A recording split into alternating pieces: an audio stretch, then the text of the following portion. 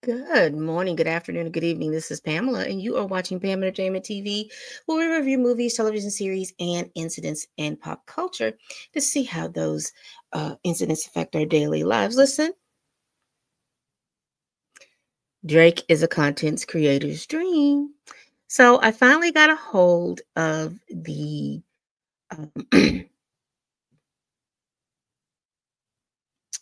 trying to see how they call this pre-suit deposition.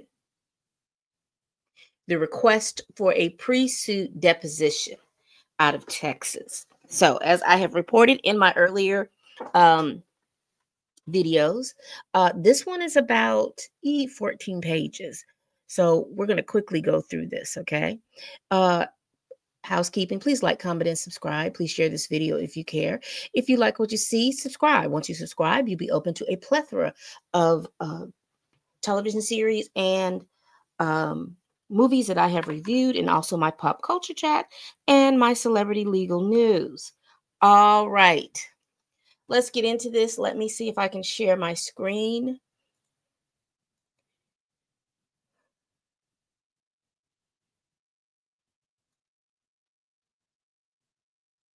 This is it. Yes, this is it. All right, so we're going to go through this, and this was filed in Bexar County, Texas. It's in regards to Aubrey Drake Graham, who is the petitioner, requesting deposition of iHeart Media Incorporated and UMG Recordings.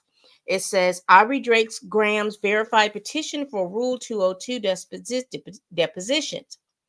Petitioner Aubrey Drake Graham, and it's going to be known for petitioner or Drake, requests an order authorized under Texas Rule of Civil Procedure 202 to take pre-suit depositions of the corporate representatives of iHeartMedia and UMG Recording, which includes Interscope Records, a wholly owned division of UMG, for which petitioner respectfully shows as follows. Pursuant to Texas R Civil P 190.4, petitioner requests that discovery be conducted under a Level 3 discovery control plan. We'll look that up because that's interesting, but let's continue. Factual background. Respondent UMG is one of the handful of companies that dominate the multi-billion-dollar music industry. When it comes to the release of new music by its most prominent artists, UMG is meticulous in its planning and execution of the music it releases, promotes, and backs with its considerable financial resources.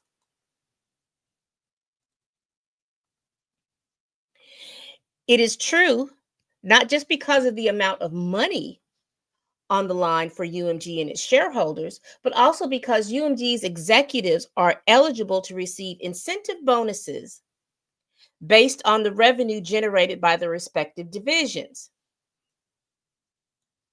Earlier this year, one of the artists that UMG has under contract presented UMG with a new song called Not Like Us. Before it approved the release of the song, UMG knew that the song itself, as well as its accompanying album art and music video, attacked the character of another one of UMG's most prominent artists, Drake, by falsely accusing him of being a sex offender, engaging in pedophilic acts, harboring sex offenders, and committing other criminal sexual acts. Specifically, the song calls Drake a certified pedophile, uh, predator, and someone whose name should be registered and placed on neighborhood watch. That boy is upset. Pursuant to its rights under various contracts, UMG has exclusive control over the licensing of Not Like Us and could have refused to release or distribute the song or required offending material to be edited and or removed. But UMG chose to do the opposite. UMG designed, financed, and then executed a plan to turn Not Like Us into a viral mega hit with the intent of using the spectacle of harm to Drake and his businesses to drive consumer hysteria and, of course, massive revenues. That plan succeeded, likely beyond UMG's wildest expectations. UMG released the song Not Like Us on May 4th, 2024, and its music video on July 4th, 2024. UMG relied on its exclusive licensing rights and, in coordination with known and unknown third parties, utilized every tool in its arsenal to spread Not Like Us. UMG made Not Like Us available for radio play, including to iHeartMedia, a mass media corporation headquartered in San Antonio, Texas. iHeartMedia boasts that it is the number one audio media company in the U.S. based on consumer reach. iHeartMedia claims that it reached 9 out of 10 Americans every month and has more reach than any other media company in the United States. iHeartMedia owns iHeartRadio, a freemium broadcast, podcast, radio streaming, and music streaming platform. Radio stations all over the country, including stations owned by iHeartMedia, have played Not Like Us.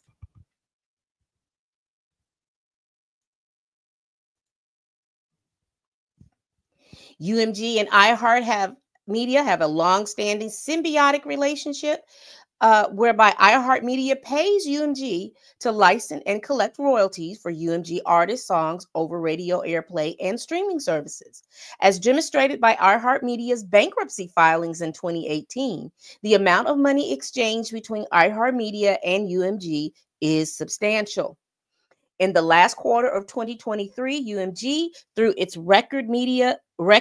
through its recorded music and music publishing division, has an ownership interest in more than 60% of the 100 songs listed on Billboard's Hot 100 radio charts.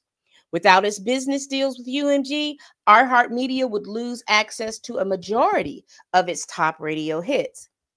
On the first week of its release, Not Like Us ranked first on Billboard's Hot 100 with 5 million radio airplay audience impressions. In the week that the Not Like Us music video was released, Not Like Us played on the radio an additional 40 million times. 4 months later, iHeart Leaderboard reported that Not Like Us was among the top 2 songs with the most plays on iHeart radio stations and explained in a newsletter that it had been heard more than 25 million times across the iHeartRadio's platform alone. As of the date of this filing, iHeartRadio Leaderboard still reports Not Like Us as among the most widely played songs on iHeartRadio stations.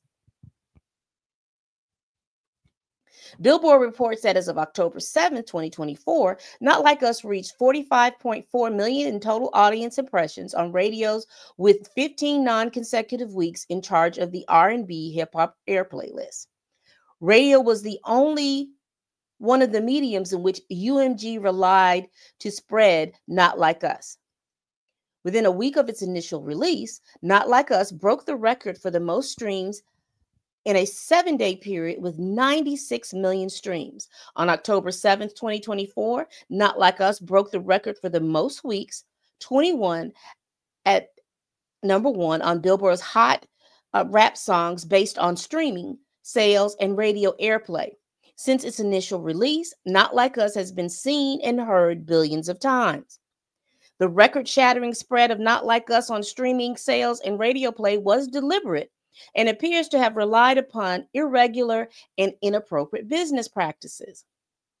According to one inside source known to Petitioner, UMG made covert payments to a number of platforms, including radio stations, to play and promote Not Like Us, without disclosing those payments to listeners. This practice, known as payola, is prohibited by the Communications Act of 1934 and has been the subject of regulatory scrutiny. In 2006, UMG agreed to pay $12 million in a settlement with the New York Attorney General's following an investigation involving accusations that UMG executives had a broad array of pay-for-play tactics to secure radio airplay for music. Separately, in 2005, UMG was sued by 2 radio promotion companies alleging fraudulent pay-to-play practices. Petitioner has learned of at least one UMG employee making payments to an independent radio promoter.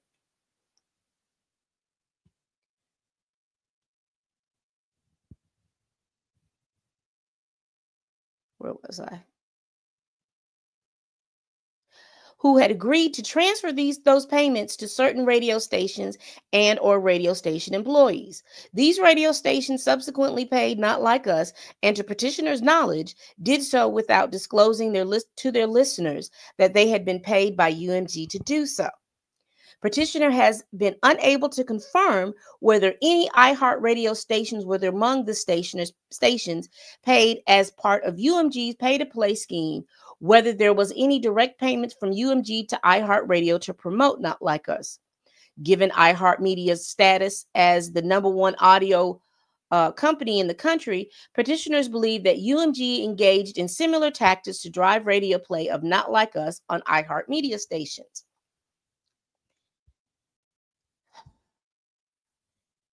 Let me see. UMG directed its digital marketing team to use discretionary funds provided or reimbursed by UMG to pay unknown third parties to share Not Like Us song and video in the days after they were released. The purpose of UMG's payment to third party was to inflate artificially the metrics reported related to Not Like Us, to encourage media and music critic commentary, and ultimately to make it go viral. One whistleblower, whose identity is unknown, revealed publicly that someone from management paid him thousands of dollars on May 6 to use bots to achieve 30,000 streams of Not Like Us on Spotify in the days immediately after it released, to turn Not Like Us into a, quote, crazy hit. Bots appear to be real social media accounts, but are in fact software programs designed to mimic human behavior. And again, I told you in another video that this particularly was, there was a stream that academics had done with someone who was talking about this. He said that he was paid about $2,500, and he talked about he was paid by someone at Interscope, if I'm remembering correctly. Again, all of this is alleged. That he was paid about $2,500. He was supposed to be paid another $2,500 to create these bots to continuously request or stream or Not Like Us. Petitioner has received information that UMG also pays certain third-party influencers to promote Not Like Us in order to create incentives for high visibility influencers to spread Not Like Us, and which appears to be a radical departure from the long-standing internal policy at UMG. Now, petitioner brings this action for a discrete and specific purpose to understand whether and how UMG funneled payments to iHeartRadio and its radio stations to pay-to-play scheme. So that is the basic of this fact-finding mission, to figure out how UMG gave funds, allegedly gave funds to iHeartRadio for this pay-to-play scheme. Now,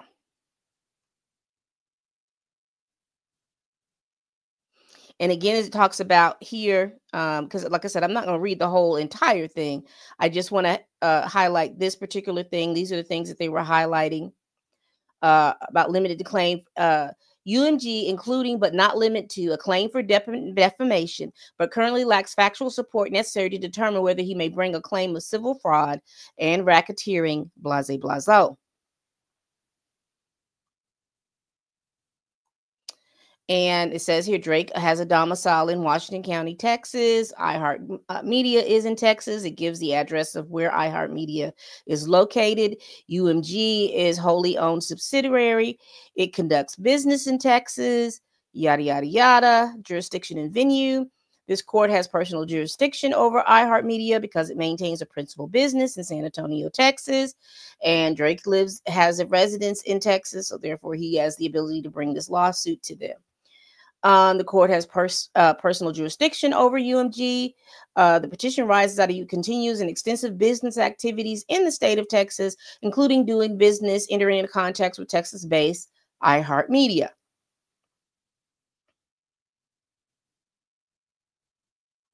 Says, the court has jurisdiction over this matter because of a substantial part of this event, given rise to the claims that petitioner seeks to investigate occurred in Bexar County, and these potential claims are within the jurisdictions of this court. So let's get into this. I think this is, like I said, those are just telling you how this court has jurisdiction. Again, one, because Drake has a domicile in Texas. iHeartRadio is based in Texas, and also that UMG does business with iHeartRadio. So therefore, the state of Texas has jurisdiction. This is what this petition is claiming. It says here, request to depose. Rule 202 permits a party to investigate potential claim via pre-suit depositions. Rule 202 functions in aid of a suit which is anticipated and ancillary to the anticipated lawsuit. And let's see. Here, the limited rule of 202 provide a deposition. Oh, excuse me, I hit the mic. Proposes there are efficient methods for him to understand the role of iHeartMedia in UMG scheme to unlawfully promote Not Like Us. So based on the minimal information already available to petitioner, the testimony sought is necessary for petitioner to understand, evaluate his potential claims. So they saying that they have a small bout of information, but they're needing to get this information. So Drake is moving through the New York courts, New York state courts, and he's also moving through Texas state courts to get this information. So I'm wondering, and y'all let me know, is Drake gonna, because I know that there's iHeartRadio and there's other radio business, Sirius Radio. There is what other? He's done Spotify. I know that there's iHeartRadio. I think that there's Sirius Radio. I think that there's a couple of other big conglomerate radio things. Do you think he's going to file a petition in each one of those states? Wherever these radio stations are at? Let's just go. Yeah. And that's basically what he's doing. It just talks about the authority prayer for relief. And that's the end of the lawsuit.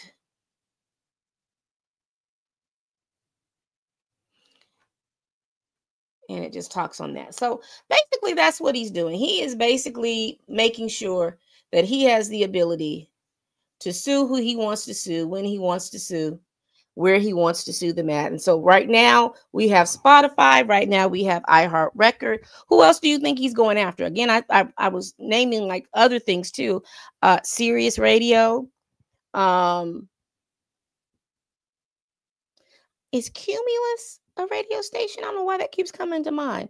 However, but that is what's going on over there in Texas. Like I said, I just wanted to read the second pre-suit deposition from the Sucker MC.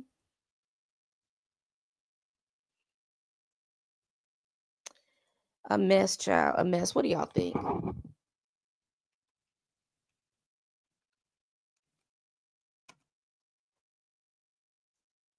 So What do y'all think? Y'all let me know down in the comments. Again, like, comment, and subscribe. Share this video if you care. Remember to tell a friend, tell a kin, tell a coworker, tell that heifer that you can't stand, that I'm over here making these videos. And as always, people, bye-bye.